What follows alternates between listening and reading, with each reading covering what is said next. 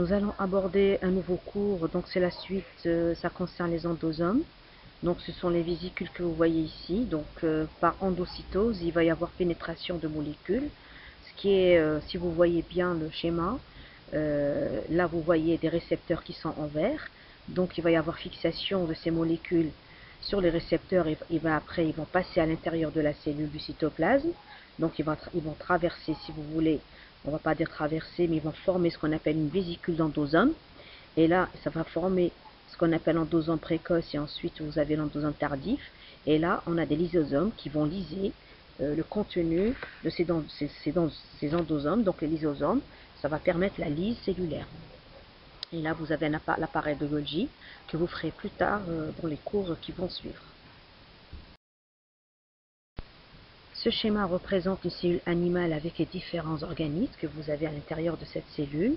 On va procéder par ordre de numérotation, donc c'est de 1 à 13. Alors là, ce que vous voyez en 1, c'est un nucléole qui est à l'intérieur du noyau. Là, en 2, c'est le noyau. Ensuite, en 3, vous avez ce qu'on appelle le ribosome.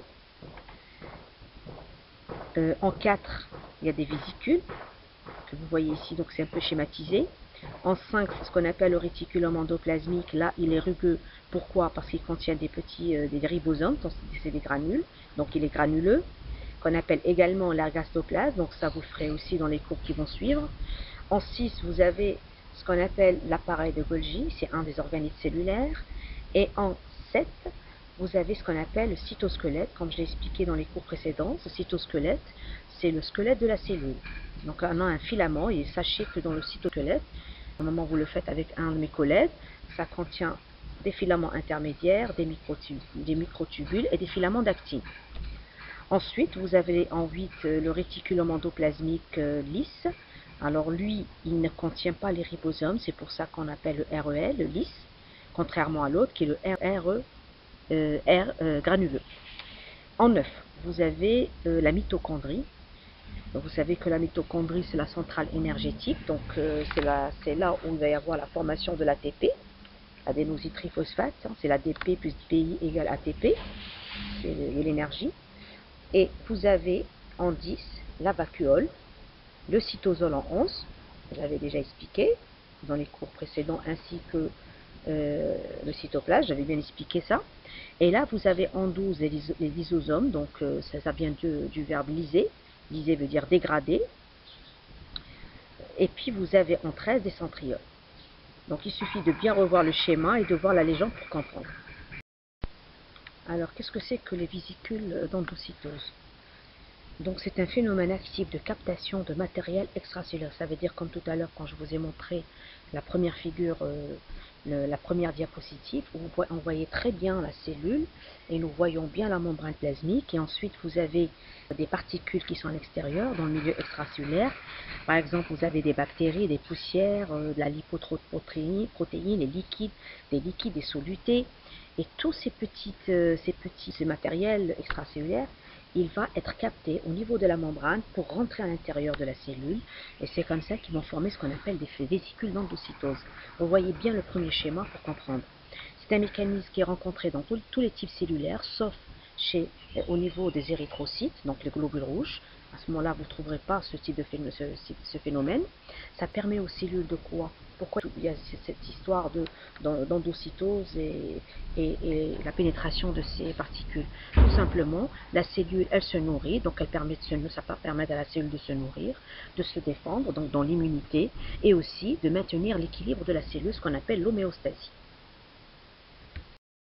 Dans l'endocytose, vous avez la phagocytose et la pinocytose. Phagocytose vient du mot phagéine qui veut dire manger. Donc ce sont des grandes particules qui vont traverser la membrane plasmique telles que les bactéries, comme exemple. Nous prenons comme exemple les bactéries, ce sont des grosses molécules, mais les petites molécules, ce sont des petites particules, c'est ce qu'on appelle pinocytose, pinéine veut dire bois, donc la cellule elle boit, ce sont des particules de petite taille qui vont pouvoir traverser la membrane plasmique. Donc l'endocytose est constituée de deux types, phagocytose et pinocytose. Alors pour continuer sur l'endocytose, vous avez ce schéma qui représente bien l'endocytose, donc on va procéder par étapes.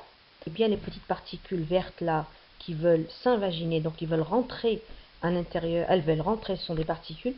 à l'intérieur à travers la membrane plasmique, donc à l'intérieur de la cellule. Donc il y a l'ingestion des particules par la cellule, en premier lieu. Et ensuite, vous avez la membrane qui fait une invagination pour former une vésicule contenant cette particule. Donc elle va, comment dire, emprisonner ces particules-là, et ça va former genre de, qu'on appelle ça une vésicule hein, d'invagination. Et ensuite, cette vésicule va se détacher de la membrane plasmique, et vous l'avez à l'intérieur du cytoplasme. Et là, vous avez trois types, la phagocytose, pinocytose, endocytose par récepteur. Ça, c'est ce qu'on appelle, c'est une endocytose.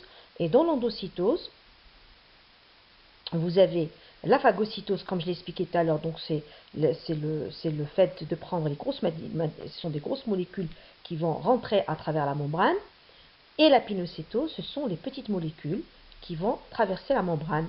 Et là, il y a aussi un autre type d'endocytose qui se fait par des récepteurs, et ça, on le voit beaucoup en immunologie.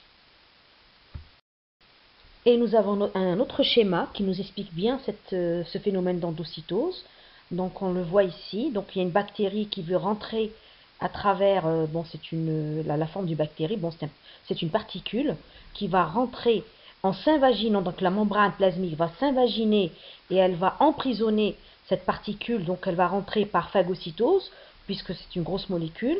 Et la deuxième partie, ici vous avez le phénomène de pinocytose, donc dans le milieu extérieur vous avez des petites particules qui vont eux aussi s'invaginer à travers la membrane et former une vésicule, que vous voyez ici qui est à l'intérieur du cytoplasme. Et pour revenir le premier schéma, là vous avez la formation d'un phagosome. Ça veut dire que là, il y a la vésicule avec cette particule qui va former un phagosome. C'est ce qu'on appelle une vacuole digestive.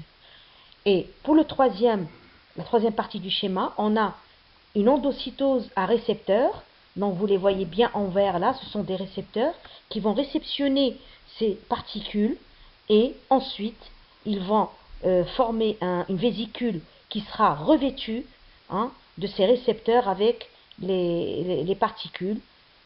On appelle ça des protéines de revêtement. Alors l'exocytose, c'est le fait, en fait en grec c'est exo qui veut dire hors, de, et kutos qui veut dire cavité, cellule. Alors là c'est quand la cellule, elle va excréter les déchets ou autres, donc c'est les particules qui vont partir, qui vont sortir de cette cellule, ils vont sortir par le phénomène d'exocytose. J'essaye de vous expliquer simplement pour que vous compreniez le phénomène d'exocytose. C'est le contraire de l'endocytose. L'endocytose c'est à l'intérieur et l'exocytose c'est à l'extérieur. Donc c'est le mécanisme par lequel la cellule libère de larges biomolécules à travers sa membrane. Et cette exocytose a lieu quand des vésicules de transport ou de sécrétion fusionnent avec la membrane plasmique et que leur contenu sort dans le milieu extracellulaire. Donc il faudra vous imaginer des vésicules qui vont fusionner avec la membrane plasmique, donc à l'intérieur de la cellule, et ensuite cette vésicule va s'ouvrir et elle va déverser le contenu dans le milieu extracellulaire. C'est un mécanisme par lequel une cellule exporte du matériel synthétisé par la cellule contenu dans des compartiments membranaires intracellulaires. C'est-à-dire que tout le métabolisme qui se fait à l'intérieur de la cellule, donc, ça va engendrer un matériel qui va être synthétisé et puis la cellule va, si vous voulez, l'excréter.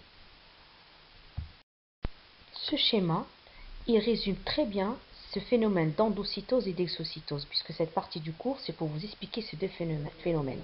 Donc regardez en haut, donc l'endocytose, on voit bien ces différentes particules vertes qui vont se déposer sur la membrane plasmique qui est en train de s'invaginer. Donc regardez, suivez les flèches et vous voyez qu'il y a formation, invagination de cette membrane, donc ça va former des vésicules, et cette vésicule qui contient ces particules vertes, donc va rentrer à l'intérieur, elle se forme, et puis vous voyez qu'elle est bien rentrée dans le cytosol, donc dans le cytoplasme. Mais le phénomène d'exocytose, c'est le phénomène contraire, c'est-à-dire que ces vésicules-là, en fait, ce sont des vésicules qui sont à l'intérieur de la cellule, donc la cellule va excréter des vésicules, donc sont contenues après un métabolisme, par exemple, et regardez, ça va fusionner avec cette membrane plasmique, c'est le phénomène contraire, et ça va s'ouvrir, donc cette vésicule va s'ouvrir, et elle va déverser le contenu que vous voyez ce sont des particules, les petits ronds qu'on voit bien en vert, ils vont être excrétés, donc ils vont être libérés, ils vont être largués, si on peut dire les choses ainsi. Donc c'est le contraire de l'endocytose. Donc l'endocytose, ce sont des particules qui vont rentrer à l'intérieur de la cellule, soit par phagocytose, soit par pinocytose. Et l'exocytose, c'est l'effet contraire, donc ce sont les particules qui vont sortir à l'extérieur de la cellule. Nous avons un autre schéma qui parle aussi de la phagocytose et de l'exocytose. Donc, au risque de me répéter, ça vous permettra de mieux comprendre ce phénomène. Donc, regardez ces particules en vert qui vont rentrer par endocytose, qui est la phagocytose ici, parce que ce sont des grosses molécules à travers la membrane plasmique, et ça va former un phagosome. C'est ce qu'on appelle le phagosome, hein, cette vésicule-là avec les trois particules à l'intérieur. Et ensuite, il va y avoir la liaison d'un lysosome. Donc, comme vous le savez, le lysosome, il est riche en enzymes, il a un rôle dans la dégradation. Donc, c'est grâce, en fait, il a un rôle catalyseur. Donc, il va rencontrer ce phagosome, il va former ces deux-là, que vous voyez en dessous, ce qu'on appelle le phagolysosome. Bon, là, c'est pas marqué phagolysosome, mais on les appelle comme ça. Et également, on appelle aussi, là, vous avez ce qu'on appelle le lysosome secondaire. On voit bien la dégradation qui a été faite à l'intérieur des particules en vert. Et ensuite, il va y avoir une absorption. Ça veut dire que la cellule va garder ce qui est important pour elle. Et le reste, donc, les dérivés, donc les déchets, si vous voulez, on ne va pas appeler ça comme ça. Ce sont les petites particules là en rang vert.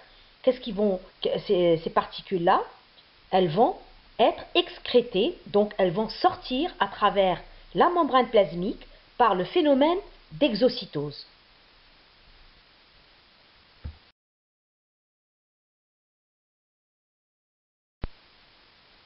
Au risque de me répéter, ce sont les mêmes schémas, donc je ne vais pas à chaque fois réexpliquer ces phénomènes d'exocytose et d'endocytose. Je pense que vous avez très bien compris le concept.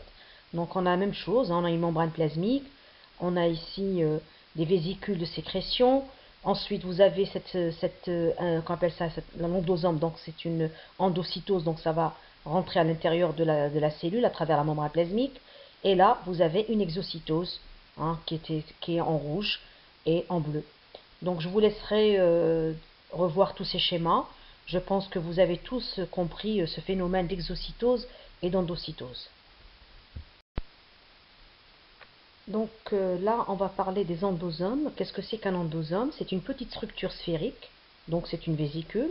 C'est aussi un organite qu'on retrouve à l'intérieur de la cellule, délimité par une membrane. Et cette membrane, elle est d'origine lipidique, qui est située dans le cytoplasme. Et dans quel type de cellules? On les retrouve dans les cellules eucaryotes. Comme vous le savez, il y a deux types de cellules, eucaryotes et prokaryotes. Et là, ce sont des structures proches de la membrane plasmique cellulaire. Donc je continue sur les endosomes, qu'on appelle également des vésicules d'internalisation. C'est quoi ça? C'est quoi ces endosomes? Ce sont des petites structures qui sont sphériques. Et autour de cette structure, vous avez une membrane qui est riche en lipides. Et située dans le cytoplasme, c'est-à-dire on va trouver ce genre d'endosome dans le cytoplasme, dans une cellule.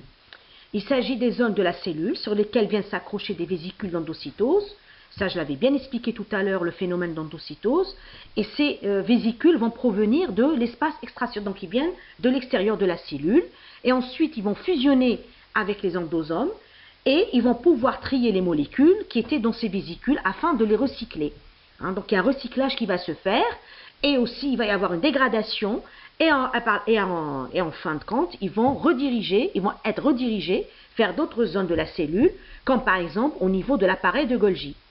Et comme au risque de me répéter, ce sont les organites de la cellule, mais ça, ce n'est pas moi qui vais vous le faire dans ce cours-là, ce sera dans les cours qui vont arriver avec mes collègues. Passons au rôle de ces endosomes, puisqu'on a parlé un peu des endosomes. Il a un rôle de fusionner avec des vésicules d'endocytose en provenance de l'espace extracellulaire. Donc rappelez-vous un peu les schémas qu'on avait vus auparavant. On voyait bien qu'il y avait des vésicules qui se formaient, qu'on appelle des vésicules d'endocytose. Alors, ils ont aussi un rôle de véhiculer leur contenu vers la région subcellulaire la plus pertinente, qu'on appelle lysosome, qui va avoir un rôle pour la dégradation. Et ensuite, elle va aussi avoir un rôle dans l'exportation de ces protéines membranaires. Donc là, ça va... D'ailleurs, je laisse un peu cette partie pour le moment où vous allez comprendre ce que c'est que l'appareil de Golgi. Donc vous verrez un peu le rôle. Donc là, il y a un rôle de recyclage. Ensuite, il y a aussi un autre rôle de l'endosome dans la présentation de l'antigène. Ça, on le fait plus en immunologie. Donc quand un antigène est en contact avec un anticorps, donc il y a cette présentation de l'antigène. Ça aussi, vous allez le faire en immuno. Et l'autre rôle, c'est l'apport du matériel au cytosol. Donc il va apporter un matériel à l'intérieur de la cellule. Et ce sont des métabolites qui sont issus de l'hydrolyse. Donc il y a un catabolisme qui se fait là, grâce aux enzymes. Et enfin, vous avez des échanges de matériel avec le Golgi Trans. Alors, pour ce Golgi Trans, vous allez le comprendre quand vous ferez l'appareil de Golgi, comme j'ai dit précédemment. Voilà. Et puis ensuite, il y a du Golgi vers l'endosome, on a la formation des lysosomes, ce qu'on appelle des endosomes tardives. Ce sont des vésicules de transport, donc ils contiennent des hydrolases. Qui dit hydrolase dit enzyme. Et vous avez aussi le sens endosome vers Golgi. Voilà. Et enfin, il y a un apport de matériel qui est endocytose ou lysosome, endocyté, pardon, ou lysosome. Donc ça provient d'un matériel qui est arrivé par endocytose. Donc on appelle ça un matériel endocyté. Ce schéma représente le passage d'une bactérie qui est interceptée par des récepteurs. Et elle va rentrer bien sûr par le phénomène d'endocytose, donc on appelle ici la phagocytose, étant donné que c'est une grosse molécule. Ça va former un phagosome, et la rencontre du phagosome avec un lysosome qui est riche en enzymes, et on appelle ça un phagolysosome, qui va dégrader cette bactérie qui est en rouge. Et ensuite, vous avez les petites particules que vous voyez ici en petits ronds. Ce sont des petits ronds là de couleur bleue. Ils vont lyser, donc ils vont hydrolyser cette bactérie. Et il va y avoir formation des particules qui vont être solubles. Ce sont des débris qui vont être extractés par le phénomène d'exocytose à l'extérieur. Dans le cas où la molécule doit être dégradée, les endosomes résultent de la fusion de vésicules d'endocytose. C'est-à-dire que si vous vous rappelez les schémas que j'ai expliqués précédemment, on voit bien que quand il y a une invagination, vous avez des molécules d'endosomes. On les appelle également des endosomes précoces. Et ces derniers possèdent un pH égal à 7,4. Et ce pH va avoir tendance à diminuer. Donc il va diminuer quoi? L'acidification. L'acidification, donc vous savez qu'il y a le pH neutre, pH acide, pH basique, grâce à l'apport constant de vésicules qu'on appelle des vésicules prélysosomales qui proviennent de l'appareil de Golgi. Et là, le pH, quand il diminue, par conséquent, jusqu'à un pH 6,5, l'endosome sera appelé à ce moment endosome tardif. Alors cet endosome tardif, il va fusionner par la suite avec un lysosome pour donner un endolysosome qui contient une mixture d'hydrolase acide, donc ce sont des enzymes, qui vont renforcer cette acidité à pH 5. Alors cette acidité qui va participer à la dégradation des molécules endocytées. Et bien sûr participeront à la suite à des réactions de synthèse de composés membranaires, par exemple. Ce sont des exemples qu'on peut avoir. Alors les endosomes. Vous avez des endosomes précoces et vous avez des endosomes tardifs. Donc je ne vais pas lire ligne par ligne. Donc je vous demanderai quand même de lire un petit peu ce que je vous donne ici. Donc pour cette diapositive, essayez de comprendre un peu ce que c'est qu'un endosome précoce. Déjà on a compris ce que c'est qu'un endosome, on l'appelle également, ou alors on l'appelle le phagosome, en parlant de cet endosome précoce. Donc essayez de voir cette diap, hein. Et même pour la suite, donc il y a un schéma qui arrive tout à l'heure, dans la diap suivante. Et en fait c'est le même concept que je vous ai montré depuis tout à l'heure en vous expliquant les schémas.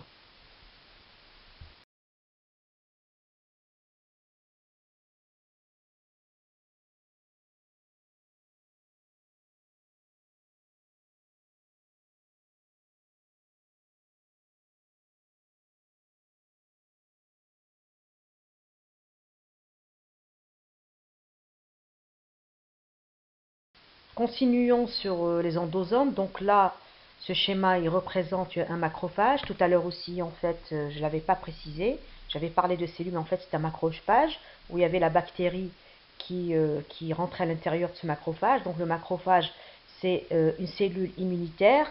Ça, normalement, vous le faites en immunologie, à moins que vous l'ayez déjà fait. Déjà là, vous avez, tout est inscrit en anglais, donc c'est pas un problème, hein, c'est les mêmes mots qui reviennent.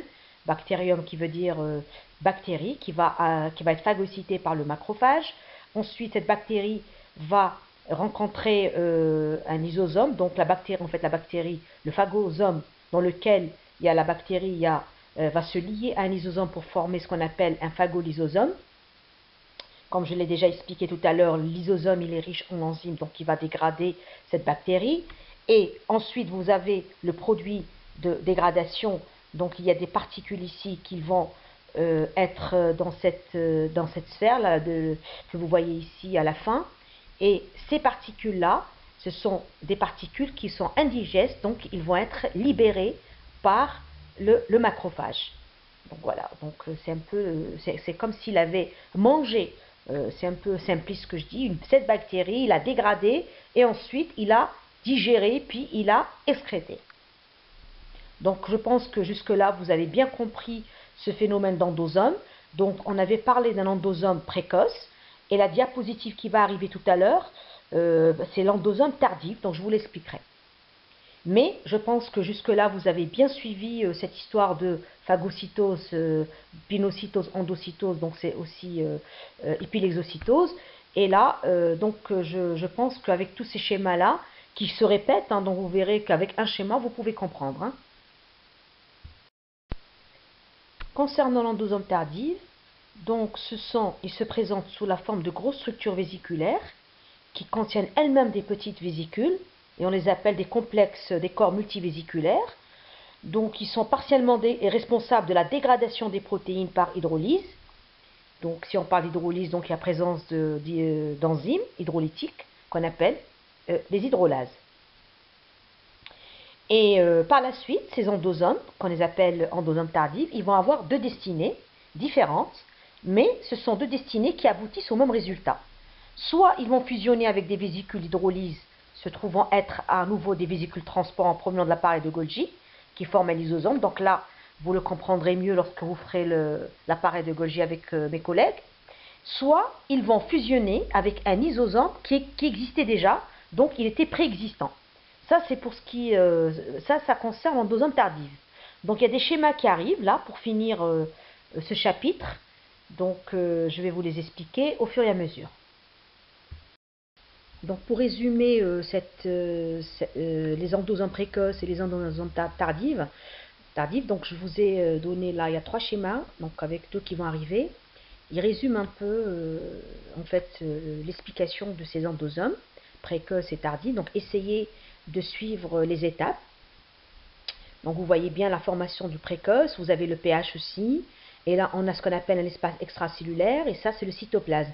Donc essayez de suivre les étapes pour bien comprendre ce schéma.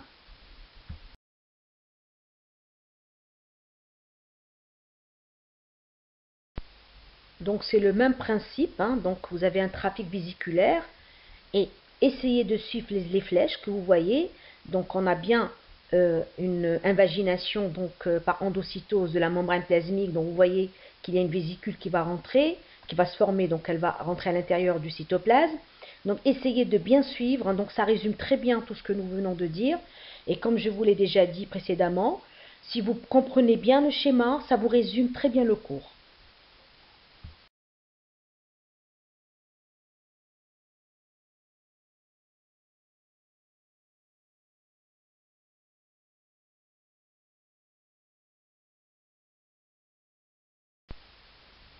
C'est pareil pour ce schéma, donc ça va aussi résumer les deux autres, c'est presque la même chose, c'est se répéter, donc j'ai préféré vous donner les trois schémas et à vous de revoir un peu les schémas.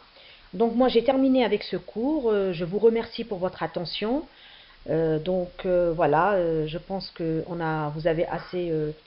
vous avez quand même bien compris cette histoire d'endosome, de phagocytose, exocytose. Il suffit de résumer hein, pour bien comprendre. Donc je vous remercie, à bientôt.